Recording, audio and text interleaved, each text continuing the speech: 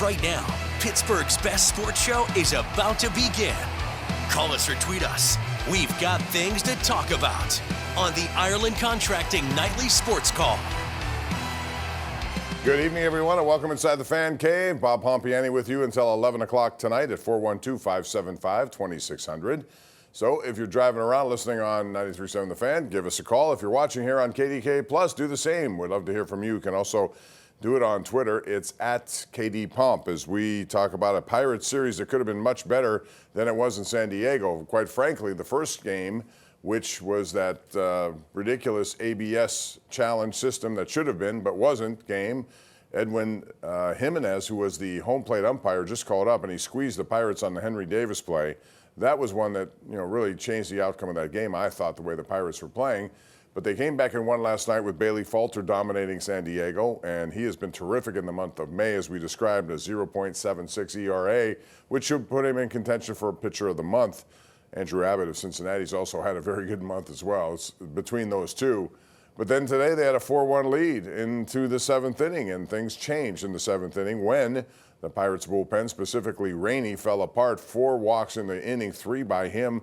He was charged with 4 runs, and suddenly a 4-2 game became a 6-4 game, and that was the final score as the Pirates lose that game and thus lose 2 of 3 after winning 2 of 3 against the Arizona Diamondbacks. My biggest question from this game, after watching Rainey get in there, and listen, he's a young pitcher, but that's a pretty good leverage situation there. They've seen him in different spots. But for me, he would not have been my choice in that inning, and I'm not saying that post facto. I'm saying it at the time. I thought, all right, they have other guys out there who have been pitching better, and they haven't been used all that much of late.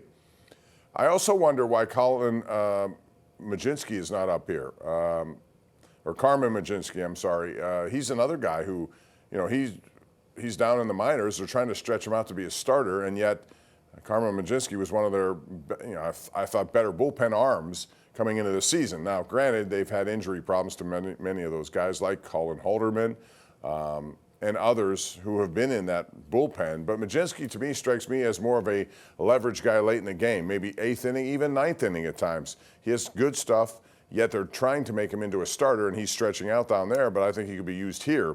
And to me, he'd be a better option than some of the guys they have in the bullpen right now. So, that cost them the game today. I thought Donnie Kelly, for putting him in there, I would have gotten him out of there pretty quickly after he issued 2 walks to start that inning.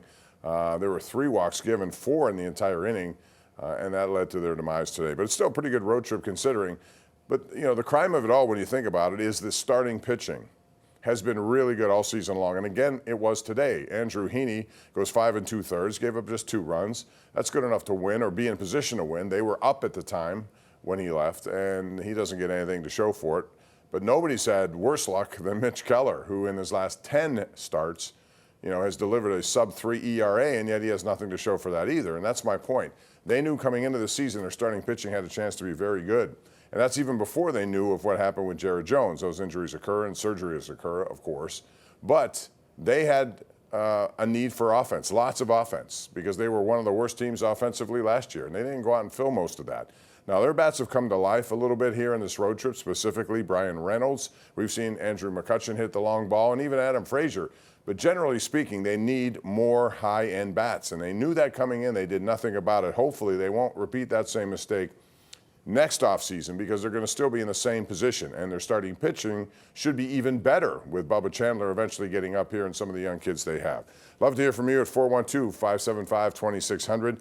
That's the number to call. We have a couple of big series coming up this week. It's the NBA Finals. It's also the NHL Finals. TJ McConnell, 5th WPIL player to make it to an NBA Final. What a career, what a journey he's had from Char Valley to Duquesne University. Then he goes out west, joins Sean Miller at Arizona, gets a chance in the NBA, and now he's become one of the more important players for the Pacers. When he's in there, he does a lot of good things. He knows how to navigate the offense. He's a good floor general, and his team is going to be in a tough position because OKC is the real deal. That team is loaded. They play a really good brand of defense, and it's one of the reasons why they're heavy favorites to win this series. I'd like to hear from you on that, and also a rematch of last year's NHL final, which is the Florida Panthers and the Edmonton Oilers. I have a feeling this year Edmonton, they will benefit from what happened to them last year. Connor McDavid has been outstanding. Generally speaking, their defensive effort from start to finish, every one of them have been outstanding. In Dallas the other night, in a must-win game for the Stars in Dallas, they limited them to just 2 shots on goal in the final 19 minutes, and that's how they won a series. And quite frankly, their goaltending, even though it's been good, hasn't been tested all that much. Can Florida manufacture more offense and put some pressure on Stuart Skinner? Because they have Sergei Bobrovsky, who's won last year, and he looks like he's ready to win another. Should be a fascinating series. Want to hear from you on that. And we'll talk about Scottie Scheffler also, who's been dynamic. We'll get into all that and more. Want to hear from you at 412-575-2600. It's the Ireland Contracting Nightly Sports Call, 7 nights a week right here on KDKA+.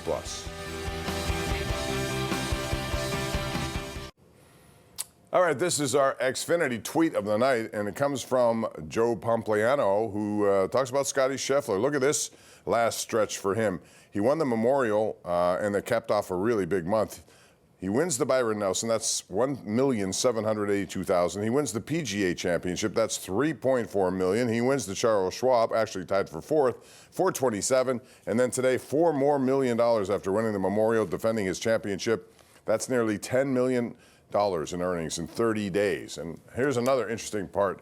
He has 3 wins in the month of May, now into June, over the last month. That equals the amount that the Colorado Rockies have as a baseball team, 3-3. And Scheffler will be here at Oakmont next week as a U.S. Open comes to Western Pennsylvania, which should be a phenomenal event the way Oakmont is set up right now. I'm curious what you think, if you would like to call in, about a winning score. I started thinking it was going to be even par with all the rain we've had and the rough conditions out there. I'm looking more like +2 could be a winning score. Would like to hear from you. Again, the number is 412-575-2600. Let's get right to it. Beginning with John in Plum, who's our first caller tonight. Hello, John. How are you? Good, Bob. 2 questions. Why are they putting their best hitter, Filippa, in the 8th and 9th spot every game?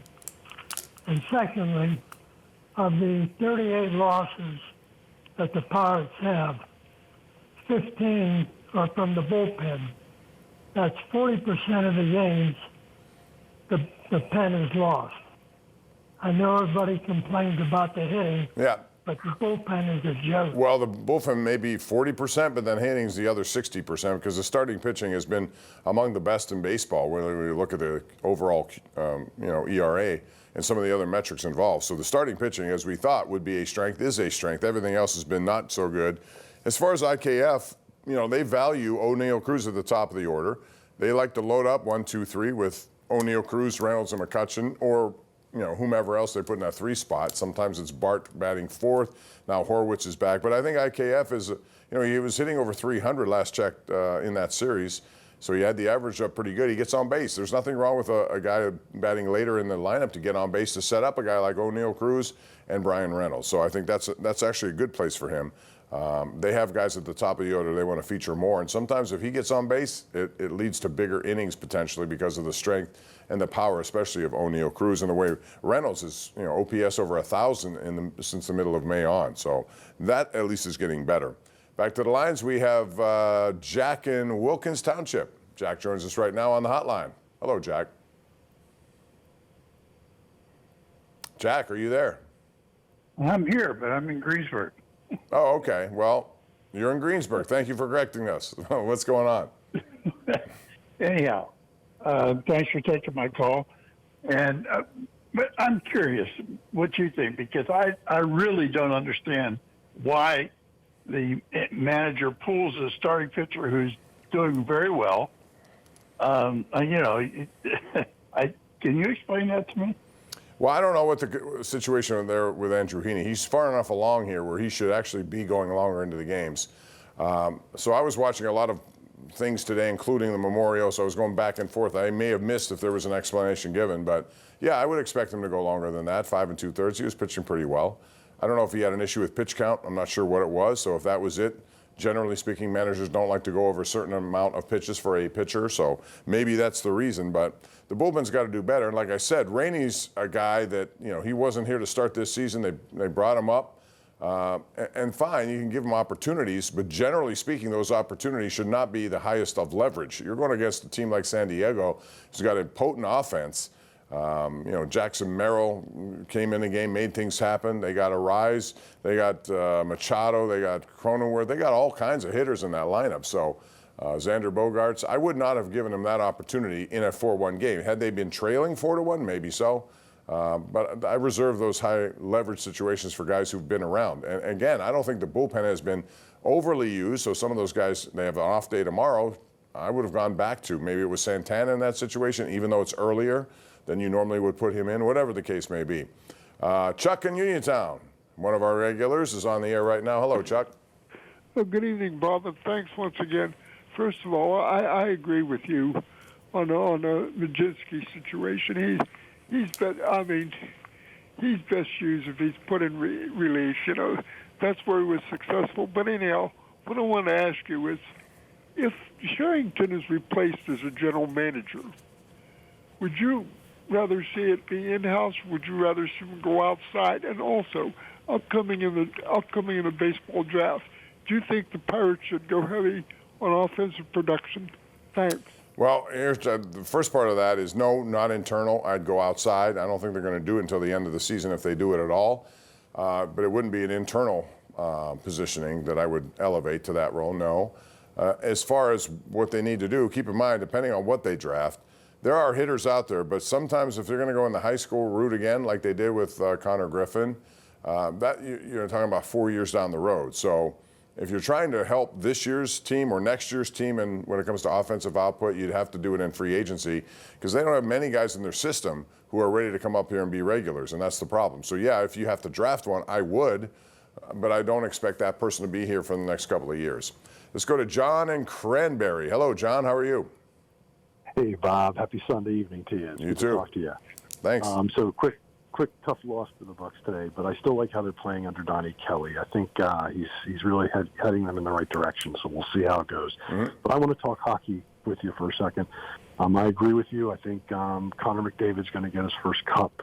I think that Edmonton's going to take the Panthers. It should be a great series again like last year. But what I want to talk about with you tonight, Bob, is the Penguins, I think, will have a new head coach by the end of the week. Mm-hmm. Two names to look at, Mitch Love and DJ Smith. I know that DJ Smith has ties to Dubas. So I want to get your thoughts on those candidates or any other ones that you think might be in the mix, and we'll probably hear something this week. Thanks for taking my call. Thank you, John. Appreciate that. Well, I've been talking about Mitch Love all along. I think he's done great work at Washington based on, Carbery and what he's been able to do, and he's under him, and he has a good track record of, I think, dealing with veterans as well as young guys. You're right, DJ Smith has ties to Dubas. To me, it's interesting it's taken this long, and I know he said it would, but at the same time, a lot of good coaches have been taken away by other teams. And I'm not suggesting that they're doing anything wrong here, because I would like a younger guy to get an opportunity as opposed to some of these guys who've been around for a long time. I see Tortorella got hired again today. They have a merry-go-round with some of these guys who've been going on and on, changing teams, So a fresh start for somebody who wants an opportunity, I think, is okay, and Mitch Love would be my choice based on the two you mentioned, but we'll see. And I do agree with you. I think you'll have an answer here coming up this week now that Dubas is done with, going over there and working for Canada in the international competition. So we'll see. It should be Mitch Love. That's who I'm betting on, and I did bet on it. So hopefully he gets the call. All right, we're going to take a break. It's 412-575-2600. Remember to join us tonight on the #1 Cochran Sports Showdown, 11:35. We have a lot to get into. What about Steeler OTAs? What do you think about that? What do you think about TJ Watt? Will he get a deal here soon, or is it going to take all the way until September like it did the last time? Call, air your opinions right here, right now on KDKA Plus and 93.7 The Fan.